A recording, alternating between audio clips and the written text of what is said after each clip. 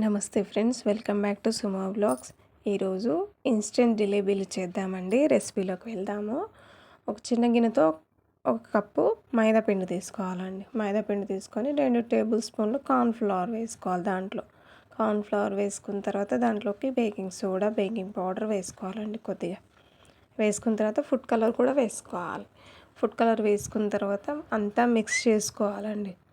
అంతా మిక్స్ చేసేసుకొని పౌడర్ అంతా కలిసేంత మంచిగా కలుపుకోవాలి. కలుపుకున్న తర్వాత దాంట్లో కొద్దిగా నెయ్యి వేసుకోవాలండి.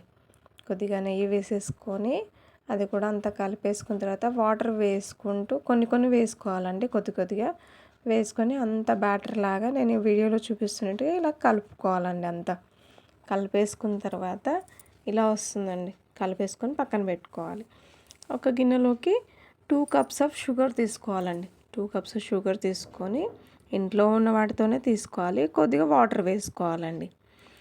ఇట్లా పాకంలాగా రావాలండి. స్టవ్ వెలిగించి నేను పాకం పట్టుకోవాలి. నేను దీంట్లో ఫుడ్ కలర్ కొద్దిగా ఫుడ్ కలర్ వేసానండి. మీరు కావాలంటే వేసుకోండి, లేకపోతే వేసుకోకండి. తర్వాత దాన్ని మసులుతుందండి. ఇలా మసిలిన తర్వాత చూడండి, ఇలా జిగురులాగా రావాలండి. పాకం వచ్చిన తర్వాత దీంట్లోకి కొద్దిగా నిమ్మరసం వేయాలండి. నిమ్మ చెక్క వేసినా చాలు. దాంట్లోకి ఇలాచీ కూడా వేసుకోవాలండి. ఫ్లేవర్ బాగా వస్తుంది. ఇలా వేసేసుకొని ఇలా పాకం వచ్చిన తర్వాత పక్కన తీసి పెట్టుకోవాలి. నేను ఇంట్లో ఉన్న వాటితో నేను ఆయిల్ కవర్ ఉంటుంది కదండి, దాంట్లో చిన్నగా కట్ చేసుకొని వేసుకున్నానండి. మీరు వేరే పైపింగ్ బ్యాగ్ ఉంటే దాంట్లో వేసుకోండి. నేను దీంతో వేసాను. పాల కవర్ ఉన్నా కూడా వేసుకోవచ్చండి. ఇలా చేసుకొని చిన్నగా కట్ చేసుకోవాలి. కట్ చేసుకొని స్టవ్ మీద కడాయి పెట్టుకొని ఆయిల్ వేడైన తర్వాత ఇలా వేసేసుకోవాలండి. నేను అంత ఎక్స్పీరియన్స్ కాదు కానీ నాకు వచ్చినట్టుగా వేసానండి. చాలా బాగా వచ్చాయండి. ఇలా బాగా వస్తాయి.